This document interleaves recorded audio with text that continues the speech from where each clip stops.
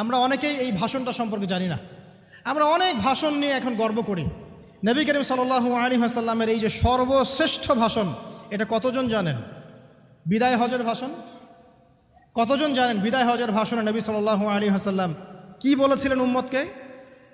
আমরা একটু আপনাদেরকে শোনাবো, শুনিয়ে ইনশাআল্লাহ লেকচারটা শেষ করব। নবী করিম সাল্লাল্লাহু আলাইহি ওয়াসাল্লাম এই দিনে 31টা বিষয়ে উম্মতকে নির্দেশ দিয়েছেন। 31টা বিষয়, সবগুলো বলার সময় পাওয়া যাবে না, আমি কয়েকটা কথা বলছি। নবী করিম সাল্লাল্লাহু আলাইহি ওয়াসাল্লাম সবার সামনে দাঁড়িয়ে দীর্ঘ 23 বছর অক্লান্ত পরিশ্রম করে দাওয়াতি মিশন কমপ্লিট করার পরে সবাইকে সমবেত করে একটা হজ করলেন।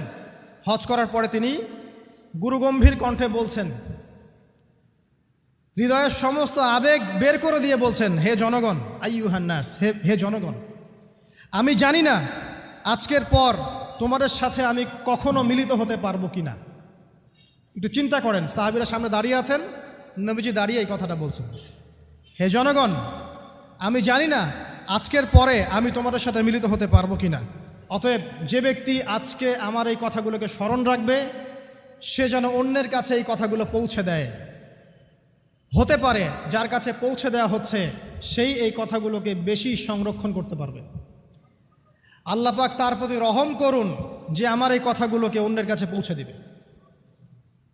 নবীজির ভাষণ। এরপর নবীজি বলছেন, জেনে রাখো নিশ্চয়ই তোমাদের পরস্পরের, মুসলিমদের পরস্পরের সম্পদ, পরস্পরের রক্ত, পরস্পরের এই যে জান, মাল, ইজ্জত, এগুলো একে অপরের জন্য হারাম। মুসলিমদের পরস্পরের রক্ত, পরস্পরের ইজ্জত, সম্মান একে অপরের জন্য হারাম।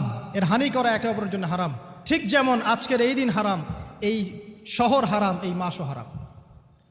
নবী করিম সাল্লাল্লাহু আলাইহি ওয়াসাল্লাম বলছিলেন, জেনে রাখো 3টা বিষয়ে যেন তোমাদের অন্তর কখনো খেয়ানত না করে। 3টা বিষয়ে তোমাদের অন্তর যেন কখনো খেয়ানত না করে। 1, তোমরা যে কাজটাই করবা শুধু আল্লাহ পাকের সন্তুষ্টির জন্য করবে। তোমরা যে কাজই করবে শুধু আল্লাহর সন্তুষ্টির জন্য করবে। তোমাদের শাসকবর্গের কল্যাণ কামনা করবে। তোমাদের শাসকবর্গের কল্যাণ কামনা করবে। 3 নাম্বার, মুসলিমদের জামাতকে আঁকড়ে ধরে রাখবে। মুসলিমদের ইউনাইটেড কমিউনিটিকে আঁকড়ে ধরে থাকবে। এই 3টা বিষয় পালনের ক্ষেত্রে তোমাদের অন্তর যেন খেয়ানত না করে। এদিন সূর্য ঢলে যাওয়ার পরে নবী সাল্লাল্লাহু আলাইহি ওয়াসাল্লাম আরও বললেন, শুনে রাখো হে মানব জাতি, এটা ভালো করে শোনেন, শুনে রাখো হে মানব জাতি, নিশ্চয়ই আমি মুহাম্মদ সাল্লাল্লাহু আলাইহি ওয়াসাল্লাম জাহেলি যুগের যত কুপ্রথা আছে সমস্ত কুপ্রথাকে আমার পায়ের তলে পিষ্ট করে গেলাম। জাহেলি যুগে কি ছিল ভাই? শিরিক ছিল, সুদ ছিল, মাদক ছিল, নারীর অবমাননা ছিল, কন্যা সন্তানকে দাফন করা হতো, রক্তক্ষয়ী, হানাহানি, মারামারি, কাটাকাটি ছিল। এগুলো সব কিছুকে আমি আমার পায়ের তলে দাফন করে গেলাম। এটা কি দাফন হয়েছে?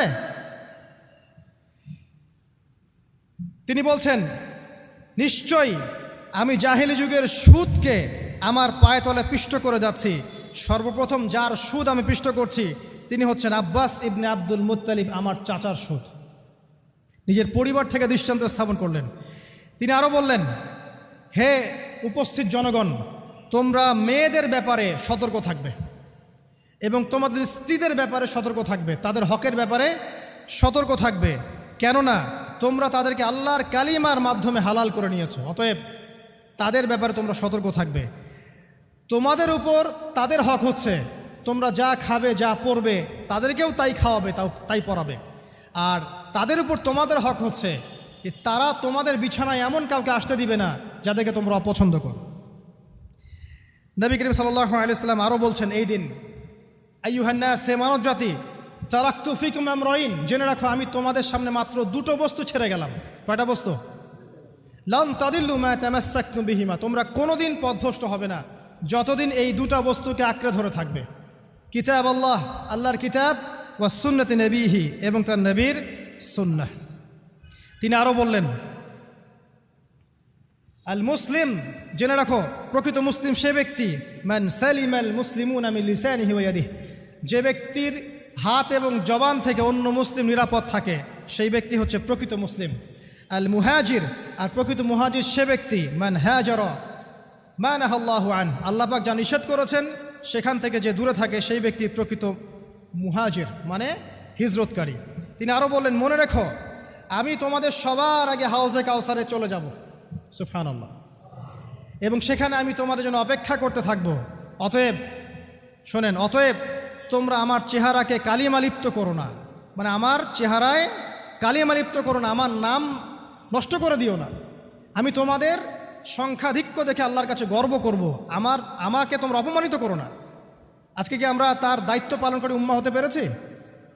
নবীজি বলেছেন, তা আমার চেহারাকে কালিমালিপ্ত করো না, সুবহানাল্লাহ। তিনি বলছেন, ওই সময় কিছু মানুষ থেকে আমি মুক্ত হয়ে যাব, আর কিছু মানুষ আমার থেকে মুক্ত হয়ে যাবে। বলা হলো, কারা ইয়া রাসূলুল্লাহ? তিনি বলছেন, আল্লাহ পাককে আমি বলবো, ইন্নাহুম মিন্নি, হে আল্লাহ, এরা আমার উম্মাহ, এরা আমার উম্মত, আমার সাহাবী। আল্লাহ পাক বলবেন, ইন্নাকা লা তাদরি মা আহদাসা বা'দাক, তুমি জানো না হে নবী, তোমার মৃত্যুর পর এই মানুষগুলো, পরবর্তী মানুষগুলো তোমার দিনের মধ্যে কত বেদাত সংযোজন করেছিল। তিনি আরও বলেছিলেন, হে জনগণ, জেনে রাখো, প্রত্যেক পরিবারের জন্যে প্রতি বছর একটা করে পশু জবাই করার বিধান, প্রত্যেক পরিবারের জন্যে, সামর্থ্যবান পরিবারের জন্য প্রত্যেক বছর একটা করে পশু জবাই করার বিধান রয়েছে। তিনি আরও বললেন, মনে রাখো, একজনের অপরাধের শাস্তি আর একজন কখনো পাবে না, আর বাবার দোষে ছেলে কখনো দুষ্ট হবে না, ছেলের দোষে বাবাও কখনো অপরাধী হবে না। তিনি আরও বললেন, জেনে রাখো হে মানব জাতি, নিশ্চয়ই শয়তান এই বিষয় থেকে নিরাশ হয়ে গেছে যে তোমরা শয়তানের ইবাদত করবে। শয়তান নিরাশ হয়ে গেছে, কিন্তু শয়তান নিরাশ হয়নি একটা বিষয় থেকে, যে তোমরা একে অপরে হানাহানি, কাটাকাটি, ফিতনা, ফাসাদে ব্যস্ত থাকবে, যেমনটা এখন আমরা করছি। আমরা কিন্তু সরাসরি কখনো শয়তানের ইবাদত করছি কিন্তু মুসলিমরা এখন পরস্পরে হানাহানি, কাটাকাটি, ফাসাদে লিপ্ত আছে। তিনি আরও বললেন যে একজন মুসলিমের জন্য হালাল নয় অন্য মুসলিমের সম্পদ আত্মসাৎ করা, যতক্ষণ না সে স্বেচ্ছায় খুশি মনে তোমাকে সম্পদ প্রদান করে। অতএব তোমরা একে অপরের প্রতি জুলুম করবে না। তিনি আরও বললেন, সাবধান, আমার ইন্তেকালের পরে তোমরা একে অপরের গর্দান উড়িয়ে কাফের হয়ে যেও না। সাবধান, আমার ইন্তেকালের পর তোমরা একে অপরের গর্দান উড়িয়ে কাফের হয়ে যেও না। তিনি আরও বলেছেন, একজন মুসলিম আরেকজন মুসলিমকে গালি দিতে পারে না। যদি একজন মুসলিম আরেকজন মুসলিমকে গালি দেয়, এটা হচ্ছে ফাসেকি, এবং একজন মুসলিম যদি আরেকজন মুসলিমের সাথে যুদ্ধ করে, এটা হবে এক প্রকার কুফরি। তিনি আরও বলেছেন, হে জনগণ, জেনে রাখো, আমার পরে কোনো নবী নেই, আর আমার পরে তোমরা ব্যতীত আর কোনো উম্মতও নেই। এর চেয়ে স্পষ্ট কথা হতে পারে? আমার পরে কোনো নবী নেই, আর আমার পরে তোমরা ছাড়া কোনো উম্মতও নেই। তাহলে আমরা যখন নতুন নতুন নবী বানিয়ে নিচ্ছি, কোনো ক্ষেত্রে বলছি একজন ব্যক্তি ছিলেন, সে নিজে ঈসাও ছিল, সে মাহদিও ছিল, সে নবীও ছিল, নাউযুবিল্লাহ। এবং দিন দিন মানুষ এই খাতায় নাম লিখাচ্ছে, সুবহানাল্লাহ। সর্বশেষ তিনি বললেন যে যদি তোমাদের উপরে, হে মানব জাতি জেনে রাখো, যদি তোমাদের উপরে একটা নাক কাটা কালো কুৎসিত কোনো আমির বা শাসকও চলে আসেন, এবং সে যদি তোমাদেরকে আল্লাহর রাস্তায়, আল্লাহর কিতাব সুন্নাহ অনুযায়ী পরিচালিত করেন, তোমরা অবশ্যই তার আনুগত্য করবে, তার বিরুদ্ধে বিদ্রোহ করবে না, তার আনুগত্য করবে। জেনে রাখো, শেষে তিনি বলেন, জেনে রাখো হে মানব জাতি, আজকে থেকে কুল্লুকুম মিন আদম, তোমরা সবাই আদম সন্তান, ও আদামু মিন তুরাব, আর আদম হচ্ছে মাটির সন্তান। আরবের উপর অনারবের, অনারবের উপর আরবের, সাদার উপর কালোর, কালোর উপর সাদার, লালের উপর কালোর, অথবা কালোর উপর লালের কোনো রকম প্রাধান্য নাই। ইল্লা তাকওয়া, শুধু তাকওয়া ব্যতীত। যে ব্যক্তি বেশি মুত্তাকি, সে আল্লাহর কাছে বেশি মর্যাদার অধিকারী হবে ইনশাআল্লাহ তাআলা। সর্বশেষ তিনি আঙ্গুলটা উঁচু করলেন, নিজের শাহাদাত আঙ্গুলি উঁচু করে আকাশের দিকে তাকালেন, এরপর জনগণের দিকে তাকালেন, তাকিয়ে বললেন যে তোমাদের ব্যাপারে, হে জনগণ, তোমাদের ব্যাপারে আমাকে আল্লাহ জিজ্ঞাসা করবেন, ফামা আনতুম কাইলুন, তোমরা ওই সময় কি বলবে আমার সম্পর্কে? তখন সাহাবীরা বললেন, আমরা বলবো যে আপনি বাল্লাগতা রিসালাতাক, আপনি আপনার রিসালাত পৌঁছে দিয়েছেন, ওয়াজ্জা আমানাতাক, আপনার আমানত পূর্ণ করেছেন, ওয়া নাসাহতা উম্মাতাক, এবং আপনি আপনার উম্মতকে নসিহত করেছেন। সুবহানাল্লাহ। এরপরে তিনি আকাশের দিকে তাকিয়ে বললেন, আল্লাহুম্মা ফাশহাদ, হে আল্লাহ আপনি সাক্ষী থাকেন, আল্লাহুম্মা ফাশহাদ, হে আল্লাহ আপনি সাক্ষী থাকেন, আল্লাহুম্মা ফাশহাদ, হে আল্লাহ আপনি সাক্ষী থাকেন যে আমি আমার দায়িত্ব পৌঁছে দিয়েছি। এরপরে নাজিল হলো, আল ইয়াউমা আকমালতু লাকুম দীনাকুম ওয়া আতমামতু আলাইকুম নি'মাতি ওয়া রাদিতু লাকুমুল ইসলামা দীনান। এই হলো বিদায় হজ। আজকের এই আরাফার প্রেক্ষাপট আমরা কতজন এটা নিয়ে চিন্তা করেছি? 1 মিনিট একটু বলে শেষ করি। দেখেন, শেষ ওসিয়ত যেগুলো হয় মানুষের, এটা খুব হৃদয় বিদারক হয় না? বাবা ইন্তেকাল করছেন, সন্তানের জন্য ওসিয়ত করে যাচ্ছেন, মাকে দেখিস ইত্যাদি ইত্যাদি, হৃদয় বিদারক হয় না? মানুষ সারা জীবন মনে রাখে না? বাট আমরা আমাদের এই ন্যাশন, এই উম্মা, নবী সাল্লাল্লাহু আলাইহি সাল্লাম উম্মা বলে আমরা যারা দাবি করছি, আমাদের মধ্যে বেশিরভাগ মানুষ নবী সাল্লাল্লাহু আলাইহি সাল্লামের শেষ এই নসিহতগুলো ভুলে গেছি আমরা। নসিহতগুলোর মধ্যে সবচেয়ে ইম্পর্ট্যান্ট ছিল শিরক থেকে দূরে থাকা, সুদ থেকে দূরে থাকা, মুসলিম ভেদাভেদ না করা, শাসকের কল্যাণ কামনা করা, বিদ্রোহ না করে শাসককে উত্তম নসিহত করা। এবং আরেকটা হাদিসে তিনি বলেছিলেন 5 ওয়াক্ত সালাত আদায় করবে, সাওম পালন করবে, রমজান মাসে সাধ্যমতো সাদাকা করবে, মুসলিমদের জামাত আঁকড়ে ধরবে, ইনশাল্লাহ হাসতে হাসতে জান্নাতে প্রবেশ করবে। আও কামা ক্বালা আলাইহিস সালাম।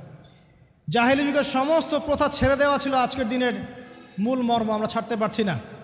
সুদ ছেড়ে দেওয়া ছিল মূল মর্ম, ছাড়তে পারছি না। শিরক থেকে বের হতে পারছি না। বেদাতীদের ব্যাপারে ধমক দেওয়া হয়েছে, বেদাত ছাড়তে পারছি না। খেয়াল করে দেখেন, মুসলিম হানাহানি কাটাকাটি এখনও ছাড়তে পারছি না। ইভেন ধর্মতাত্ত্বিকভাবেও আমরা বহু দল এবং উপদলে বিভক্ত হয়ে গেছে, কারো সাথে কারো ঐক্য নাই। সব মিলিয়ে নবী সাল্লাল্লাহু আলাইহি ওয়াসাল্লামের শেষ ওসিয়তগুলো, কিতাব এবং সুন্নাহ আঁকড়ে ধরা, এটা আমরা সবাই আঁকড়ে ধরতে পারছি না। আজকের এই দিবসগুলো এই জন্যই আল্লাহ পাক বারবার ফিরিয়ে দেন, যাতে করে এগুলো নিয়ে আলোচনা হয়, আমরা এগুলো জানতে পারি এবং আমল করতে পারি, এই চেতনাগুলো লালন করতে পারি, নিজেরাও শিখি, পরিবারকেও শেখাই, আগামী প্রজন্মকেও শেখাই ইনশাআল্লাহ তাআলা। আশা করছি ইনশাআল্লাহ আমরা যদি নাও পারি, একসময় এমন একটা প্রজন্ম আসবে যারা নবী সাল্লাল্লাহু আলাইহি ওয়াসাল্লামের উম্মার মতো উম্মা হবে ইনশাআল্লাহ।